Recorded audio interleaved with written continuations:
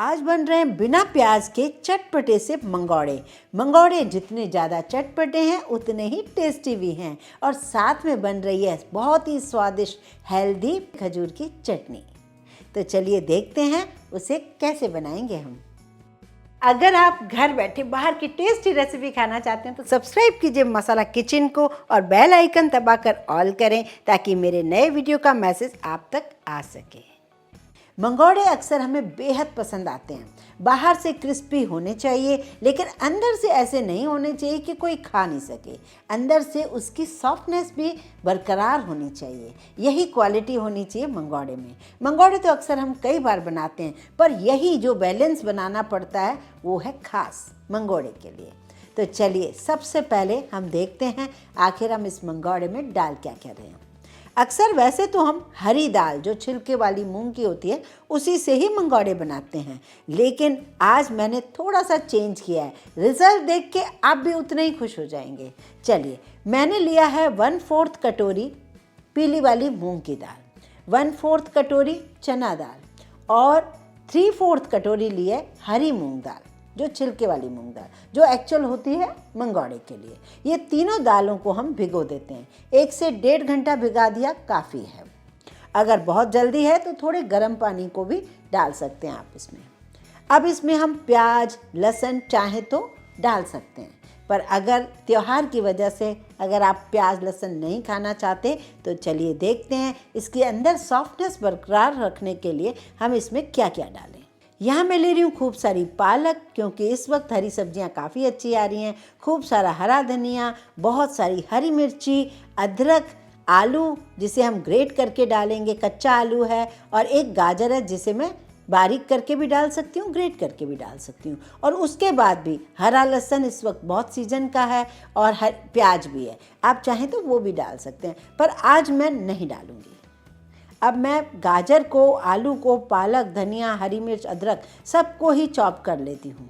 अब जब तक हमारी दालें भीगें तब तक हम बना लेते हैं एक बहुत ही बढ़िया चटनी।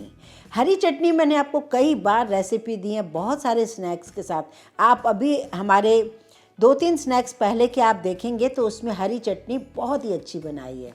आज मैं बना रही हूँ पिंड खजूर की चटनी। पिंड खजूर सर्दियों में हमें खाना चाहिए। अब यहाँ पर लिया है मैंने पिंड खजूर, गुड़ और इमली। पर हाँ, अगर आपके पास इमली भी नहीं है तो आप अमचूर पाउडर जो बहुत हेल्दी माना गया है वो ले सकते हैं। 1/4 कप मैंने ले लिया अमचूर पाउडर, उसमें आधा कप डाल देती हूँ पानी। इसे हम मिक्स कर लेते हैं। अगर आपके पास इमली डालनी है, अमचूर नहीं है, तो इमली को भी भिगा के रख दीजिए, उसकी पल्प निकाल लीजिए। जो भी आपके पास हो वो आप ले सकते हैं, लेकिन मैं इमली यूज़ नहीं कर रही हूँ, मैं अमचूर यूज़ कर रही हूँ। और ये मैंने 10 ले लिए हैं पिंड खजूर। आप कोई भी पिंड खजूर ले सकते हैं, ये मार्केट में हर जगह अवेलेबल है, और एक देसी भी होता है सीजनल, वो भी ले सकते हैं। इनके मैं सीड्स निकाल लेती हूँ। और करीब 150 ग्राम मैंने गुड़ ले लिया है। अक्सर मंगौड़े काफ़ी हम स्पाइसी बनाना पसंद करते हैं, साथ में हरी चटनी भी रखते हैं जो मैंने पहले ही बना के रखी है। तो हमारे यहाँ इस तरीके की मीठी चटनी साथ में ज़रूर पसंद करते हैं। क्या आपके यहाँ भी इसी तरीके से खाते हैं? मुझे कमेंट करके ज़रूर बताइए। अब मैंने एक मिक्सर के जार में ये पिंड खजूर को अच्छे से धो के थोड़ा सा पानी डालकर इसकी पेस्ट बना लेती हूँ। इसे मैंने पेस्ट बनाने के लिए रख दिया है। लीजिए बढ़िया सी पेस्ट बन गई है पिंड खजूर की। इसमें मिक्सी में थोड़ा पानी डालकर मैं इस पिंड खजूर में मिक्स कर देती हूँ। यहाँ पर रख दिया मैंने गैस पर पिंड खजूर की चटनी को। अब इसमें मैं डाल रही हूँ गुड़ और ये भीगा हुआ अमचूर का पानी। इन सबको हम मिक्स करते हैं। ये बहुत ही फटाफट बनेगी क्योंकि पिंड खजूर बहुत ही बढ़िया मैश हो गया था, तो ये चटनी भी बहुत ही फटाफट बन जाएगी। ये देखिए गाढ़ा भी होने लग गया। यहाँ पर मैं डाल रही हूँ लाल मिर्च पाउडर 1 छोटा चम्मच, आधा चम्मच जीरा पाउडर, आधा चम्मच काला नमक, थोड़ा सा हींग पाउडर, आधा चम्मच काली मिर्च पाउडर। ये 1 छोटा चम्मच मैं डाल रही हूँ अदरक का पाउडर जिसे सौंठ पाउडर हम कहते हैं। अब मैं इसमें डाल रही हूँ नॉर्मल सेंधा नमक और थोड़ी सी कुटी हुई लाल मिर्च पाउडर। ये सारे मसाले मैंने डाल दिए हैं। अब इसे उबालना है उतना जितनी हमें कंसिस्टेंसी चाहिए। ये रखने के बाद भी थोड़ा गाढ़ी हो जाती है। आप कलर वगैरह डालना चाहें तो डाल सकते हैं, वैसे मेरे हिसाब से बिल्कुल ज़रूरत नहीं है। इसका कलर नेचुरली बहुत ही अच्छा आएगा। पिंड खजूर भी है, आमचूर भी है, गुड़ भी है, अपने आप ही बहुत ही अच्छा कलर आ जाएगा। इसे आप ठंडा करके फ्रिज में रख देंगे तो किसी भी दही बड़े के लिए या किसी भी स्नैक्स के लिए यूज़ कर सकते हैं। मुझे आज लगा हरी चटनी तो मैंने बहुत सारी सिखाई हैं, आज आप ये पिंड खजूर की चटनी बना के रख लीजिए। आप इसमें चाहें तो खूब सारा ड्राई फ्रूट भी डाल सकते थे। ये देखिए ठंडा होने के बाद इसका कलर, इसका टेक्सचर बहुत ही बढ़िया है, कंसिस्टेंसी भी बिल्कुल परफेक्ट है। ठंडा होने के बाद मैं इस तरीके से जार में रख देती हूँ और इसे उठाकर रख देती हूँ फ्रिज में। जब भी मन करे नाश्ते में, स्नैक्स में, मैं निकाल कर इसे सर्व करती हूँ। बातों बातों में मंगोड़े की दाल भी भीग गई है। ये देखिए मैंने उन्हें धो लिया है, उसका पूरा पानी निकाल दिया है। मंगोड़े की एक खास बात है जो आपको ध्यान रखना है। मंगोड़े की जो दाल बनती है वो बिल्कुल पानी वाली नहीं होनी चाहिए। अगर वो पानी पानी दाल हुई तो हमारे मंगोड़े उतने क्रिस्पी नहीं बनेंगे। मंगोड़े की दाल थोड़ी दरदरी होनी चाहिए और बिना पानी वाली होनी चाहिए। भले ही आप थोड़ा टाइम ज़्यादा भिगा सकते हैं। अब मैं इसे कोर्सली ग्राइंड कर रही हूँ। मंगोड़े में प्याज डालकर कैसे बनाएं, इसके लिए मैंने पहले एक रेसिपी दी हुई है, उसकी लिंक मैं डाल दूंगी, आप उसे ज़रूर चेक कीजिए। क्या आपने वो वाले मंगोड़े जो पहले डाले थे बनाए हैं? अगर आपने बनाए हैं, अच्छा रिजल्ट आया है तो मुझे कमेंट करके ज़रूर बताइए। ये देखिए ऐसी दाल हमें चाहिए होती है, बिना पानी वाली और हाथों में जो थोड़ी थोड़ी लगती रहे। अब मंगोड़े बाहर से बहुत ही क्रिस्पी बनेंगे। इसे अंदर से सॉफ्ट रखने के लिए हम डाल रहे हैं खूब सारी सब्जियां, जिससे ये बहुत अच्छे सॉफ्ट रहें।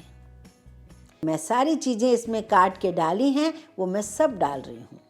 अब ये जो आलू है इसे मैंने ग्रेट कर लिया था मोटे ग्रेटर से, इसे भी मैं बिना पानी के डाल देती हूँ। अब जब आप मंगोड़े बनाएं तभी इसमें नमक डालें। मैं तो अभी बना रही हूँ इसलिए मैंने अभी सारे मसाले डालने हैं। मैंने डाल दिए 2 चम्मच सौंफ, थोड़ी सा हींग पाउडर, ये है काला नमक, सादा नमक, लाल मिर्च पाउडर और थोड़ा सा आमचूर पाउडर। इन सब को हम मिला देते हैं। यहाँ पे एक ट्रिक आपको और देखनी है कि मंगोड़े को हमें कढ़ाई में डालना कैसे है। इन सब को मिक्स कर दीजिए। एक छोटी कटोरी में रख लीजिए पानी और हाथों में ऐसे छोटे छोटे बॉल्स बनाकर इसे मीडियम फ्लेम पर डालते जाइए। यहाँ आपको 1 मिनट के लिए बिल्कुल भी नहीं चलाना है। जब 1-1.5 मिनट हो जाए उसके बाद ही आप मंगोड़े को चला कर देखिए। ये छोटी छोटी जो ट्रिक होती हैं जिससे हमारी चीज़ें बहुत ही परफेक्ट बनती हैं और ख़ास तौर से बिगनर्स की वजह से मैं सारी ये ट्रिक्स बताती हूँ। ये बहुत ही बढ़िया गोल्डन कलर के हो गए हैं। 4 से 5 मिनट लगे इन्हें पकने के लिए। ये देखिए बहुत ही बढ़िया, बहुत ही मज़ेदार। इन्हें हम प्लेट में निकाल लेते हैं। इसी तरीके से मैं और भी मंगोड़े डालती जाऊंगी। हाथों से दबा के छोटे छोटे कर दीजिए और डाल दीजिए और बिल्कुल मत चलाइए जब तक कि वो थोड़े पक न जाए। लीजिए ये वाले मंगोड़े भी फ्राई हो चुके हैं। बहुत ही बढ़िया छोटे छोटे मंगोड़े हैं, क्रिस्पी हैं और बहुत ही कलरफुल लग रहे हैं क्योंकि खूब सारी हमने गाजर, पालक इसमें डाली है। इसमें बड़े बुजुर्ग भी खा सकते हैं क्योंकि अंदर से काफ़ी सॉफ्ट हैं, बाहर से काफ़ी क्रिस्पी हैं। इसे आप एंजॉय कीजिए हरी चटनी के साथ और इस तरीके से मीठी चटनी के साथ। अगर आप कोई चटनी नहीं भी बना पाए हैं तब भी ये बहुत पसंद आएंगे। सिंपल टमाटो केचप के साथ भी खा सकते हैं। तो इन्हें आप इस तरीके से खाइए। और यहाँ पर एक चीज़ देखिए, चटनी की जो कंसिस्टेंसी है इतनी बढ़िया हो गई है, अब बिल्कुल नहीं गिर रही है, अच्छी गाढ़ी हो गई है। इसलिए आप भी इसी तरीके से गैस बंद करके रखिए तो वो गाढ़ी हो जाएगी। तो कैसा लगा आपको ये रेसिपी मुझे कमेंट करके ज़रूर बताइए। वीडियो पसंद आए तो लाइक करना तो बनता है। ज़्यादा से ज़्यादा शेयर कीजिए। इस चैनल को सब्सक्राइब करने में बिल्कुल कंजूसी ना कीजिए।